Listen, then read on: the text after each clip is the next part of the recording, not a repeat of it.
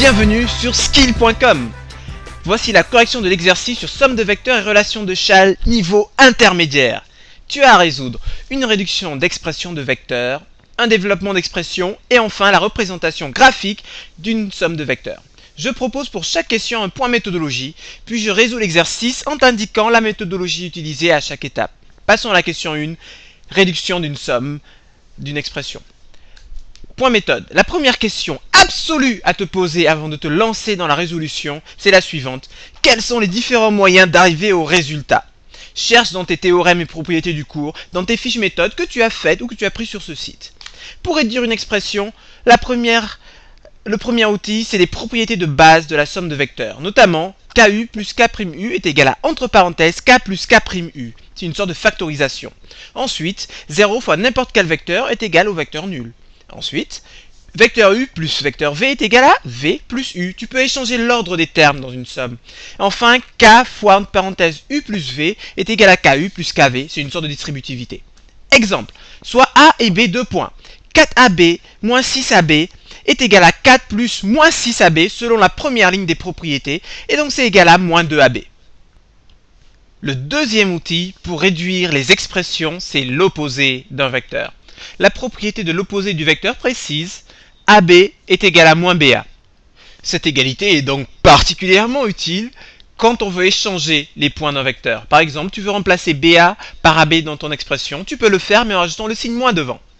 Par exemple, on cherche à réduire 5CD plus 3DC. Tu as très envie de faire la somme ici, 8 quelque chose, mais non malheureux, ça ne marche pas ici car d'une part tu as CD, de l'autre tu as DC. On a besoin d'inverser les points pour l'un des deux vecteurs. Transformons par exemple DC en utilisant l'opposé, on a alors 5CD plus 3DC est égal à 5CD moins 3CD est égal à 2CD. Troisième propriété que tu peux utiliser, la relation de Chasles. Un petit rappel de la relation de Chasles, soit ABC, 3 points du plan, on a alors AB plus BC égale AC. Voilà, maintenant qu'on a listé les moyens d'arriver au résultat d'une question sur la réduction d'expression, résolvons notre exercice. Notre expression comprend 6 membres. Mon premier conseil, c'est de chercher les réductions et égalités les plus immédiates. Ici, par exemple, tu peux repérer deux réductions faciles. En jaune, tu as une relation de Chasles toute faite entre AB et BC. Et en orange, DC, CD, tu peux regrouper. On utilise alors la propriété qui dit qu'on peut réarranger l'ordre des termes dans une somme et on obtient l'expression suivante. Puis on applique Chasles en faisant AB plus BC égale AC. Et on arrive à l'expression du dessous. On va ensuite simplifier les vecteurs en orange. Mais là, tu ne peux pas le faire tout de suite car d'un côté tu as CD, de l'autre tu as DC. Donc tu vas bien entendu utiliser l'opposé du vecteur pour avoir CD dans les deux termes. On a alors moins 3DC est égal à 3CD et on trouve l'expression suivante. Tu fais alors la somme 3CD plus 2CD pour obtenir 5CD. Bon, de là, cherchons de nouvelles pistes pour réduire. Ah, on voit qu'il est apparu AC et moins 4CA. On réarrange l'expression pour mettre ces deux termes côte à côte. Comme précédemment, on utilise l'opposé du vecteur pour transformer moins 4CA en 4AC. Et puis on fait la somme AC plus 4AC est égal à 5AC. Et tu arrives à 5AC plus 5CD plus DA. De là que faire? Tu as envie d'utiliser Chasles entre AC et CD, mais les 5 te dérangent. Alors tu n'as qu'à factoriser par 5. En utilisant la propriété 5AC plus 5CD est égal à 5 entre parenthèses AC plus CD. Et de là, on peut utiliser Chasles entre AC plus CD. Tu as donc 5AC plus CD est égal à 5AD. L'expression devient donc 5AD plus DA. De là, introduis l'opposé de DA avec un moins devant et tu trouves 5AD moins AD qui est égal à 4AD. Conclusion, notre expression de départ avec 6 termes est en fait tout simplement égale à 4AD. Ça, c'est de la réduction. Passons au deuxième exercice, le développement d'une expression. Ici, il faut transformer le terme de gauche 3AD plus 2CD sous la forme AAE plus BCE plus CCD. Quels sont les moyens de résoudre ce type de question? Eh bien, tu as toujours les propriétés de somme de vecteurs. Tu as aussi Chasles pour séparer un vecteur en deux en introduisant un point dont tu as besoin. C'est comme si tu prenais la relation de Chasles, mais dans l'autre sens. Par exemple, si tu as AB, tu veux faire apparaître le point P, écris AB égale à AP plus PB. Voilà, maintenant que tu as tes outils pour développer une expression, comment résoudre ton exercice? Pour trouver les valeurs des coefficients AB et C dans le second membre, il faut transformer le premier membre pour qu'il soit sous la même forme que le second, et puis tu détermines ABC par identification. Donc ici, tu dois transformer 3AD plus 2CD pour le mettre sous la même forme que le membre de droite. Donc tu sais déjà que tu devrais introduire le point E à gauche. Et c'est là que tu vas utiliser shall. Tu introduiras le point E dans AD car AD n'apparaît pas à droite, ce qui signifie que tu dois le faire disparaître à gauche. D'après shall, AD est égal à AE plus ED. L'expression devient donc 3AE plus ED plus 2CD. Développe en utilisant la distributivité et tu arrives à 3AE plus 3ED plus 2CD. De là, faisons le point. Dans le membre de gauche, tu as ED mais pas à droite. Par contre, dans le membre de droite, tu as CE mais pas à gauche. Il faut donc faire disparaître ED et faire apparaître CE. Pouf! Quel est le moyen à utiliser? Bien entendu, shall, en introduisant le point C dans ED. Ensuite, tu développes les parenthèses. Et tu constates alors que tu as deux membres en CD. Regroupe-les en faisant 3CD plus 2CD égale 5CD. On est presque arrivé à avoir une expression de la même forme qu'à droite, à un détail près. À droite, on a CE, mais à gauche, on a EC. Pour pouvoir procéder à une identification des coefficients, il faut vraiment avoir exactement la même forme des deux côtés. Tu vas donc devoir transformer à gauche EC en CE, en utilisant bien sûr l'opposé du vecteur. On a donc 3EC est égal à moins 3CE. Bon, tu as presque terminé. Les deux membres sont sous la même forme et il ne te reste plus qu'à procéder à l'identification pour trouver A, B et C. Voilà en quoi ça consiste. À droite, on a AAE et à gauche, on a 3AE. On en déduit A égale 3. De même, B égale moins 3 et C égale 5. Et tu as répondu à la question. Enfin, passons au troisième exercice, la représentation graphique. D'abord la méthode. Comment définir graphiquement la somme de deux vecteurs? Tu as exactement trois cas de figure possibles, auxquels tu pourras toujours te rapporter. Premier cas de figure, les deux vecteurs à additionner sont mis bout à bout. Alors le vecteur somme est le vecteur qui va de l'origine du premier vecteur à l'extrémité du second vecteur. C'est un peu obscur dit comme ça, mais tu verras mieux avec la figure suivante.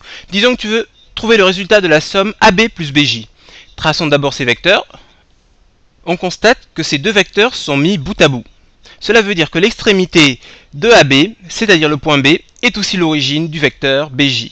C'est comme s'ils étaient à la queue leu. La méthode nous dit alors que le résultat de la somme est le vecteur qui va de l'origine de AB, c'est-à-dire du point A, à l'extrémité de BJ, c'est-à-dire le point J. Le vecteur somme est donc AJ. Deuxième cas de figure, cette fois-ci les vecteurs à additionner ont la même origine. L'une des méthodes est de compléter la figure pour obtenir un parallélogramme. Le vecteur somme sera alors le vecteur qui part de l'origine des deux vecteurs jusqu'à l'angle opposé dans le parallélogramme. Tu comprendras mieux avec cette figure. Tu veux trouver par exemple AB plus AD. Représentons nos vecteurs. Et on voit que ces deux vecteurs ont la même origine, à savoir A. Et que BAD forme une moitié de parallélogramme. Il faut alors compléter le parallélogramme. Pour cela, tu as plusieurs méthodes qui sortent du cadre de ce cours, mais bientôt une vidéo à ce sujet. Donc tu peux utiliser le compas ou les côtés parallèles. On se retrouve alors avec le parallélogramme ABCD. La méthode nous indique alors que le résultat de la somme est le vecteur qui part de l'origine de ABAD, c'est-à-dire A, pour rejoindre le coin opposé, c'est-à-dire C. Il s'agit de la diagonale AC orientée vers C. On a donc AB plus AD égale AC. Enfin, troisième cas de figure. Quand tu n'es dans aucun des deux cas précédents. C'est simple. La méthode est alors de te ramener à l'un des deux cas précédents en déplaçant l'un des vecteurs dans le plan, ou les deux. Par exemple, sur cette figure, à quoi est égal U plus LJ? Tu constates que U est égal à AL. En effet, les deux vecteurs ont la même longueur, le même sens et des directions parallèles. Tu appliques donc la méthode. Vu qu'un vecteur n'a pas de position fixe dans le plan, tu vas déplacer le vecteur U pour te ramener au cas de figure numéro 1. Tu as alors U plus LJ égale AL plus LJ. Là tu connais, tu sais faire, c'est égal à AJ. Bon, on passe aux exercices. La première somme à trouver est la suivante. Plaçons nos points et dessinons les vecteurs. Tu peux déjà remarquer qu'on est dans le cas de figure numéro 2, car les deux vecteurs ont la même origine I. Il faut donc commencer par compléter le parallélogramme. Ensuite, on trace le vecteur somme, qui est la diagonale qui part de I vers K. Tu as donc IJ plus IL égale IK. Pour l'exercice suivant, la somme est LJ plus CA. Commençons par tracer LJ, puis CA. Tu es dans le cas de figure numéro 3, car les vecteurs ne sont pas mis bout à bout et ils n'ont pas non plus la même origine. Il va te falloir amener à l'un de ces deux cas de figure en déplaçant nos vecteurs. Prenons par exemple LJ. LJ égale DC. Donc déplaçons LJ pour le dessiner à l'emplacement DC. Là maintenant tu connais, les vecteurs sont mis bout à bout. La somme LJ plus CA égale DC plus CA égale DA. Dernier exercice de la série, 1 demi de IK moins LC. Traçons IK et LC. Traçons 1 demi de IK. C'est le vecteur qui a la même direction et le même sens que IK, mais la longueur est la moitié que IK. Traçons aussi moins LC. Il s'agit de prendre LC et en sens contraire. Donc moins LC égale CL. On a donc 1 demi de IK moins LC est égal à 1 demi de IK plus CL. On est dans le cas de figure numéro 3. On va donc déplacer 1 demi de IK pour se retrouver dans le cas de figure numéro 1. Tu as d'après la figure 1 demi de IK égale AL égale LD. On obtient donc 1 demi de IK plus CL égale LD plus CL est aussi égal à CL plus LD. Les vecteurs sont mis bout à bout, la somme est égale à CD. Tada! Nous venons de finir notre série d'exercices. En bref, nous avons appris des méthodes pour réduire une expression, développer une expression, trouver graphiquement la somme de vecteurs. Une version PDF de ces fiches méthodes est téléchargeable sur le site skill.com. Maîtrise-les à fond, jeune Jedi, elles seront le secret de ta génialitude en maths. Cette vidéo t'a été utile? Eh bien mets un like et partage avec tes amis. Et le plus important, souviens-toi que tout le monde peut devenir une star des maths. La seule différence est la confiance en soi. Donc aie confiance en tes capacités, tu peux devenir un super-héros des maths!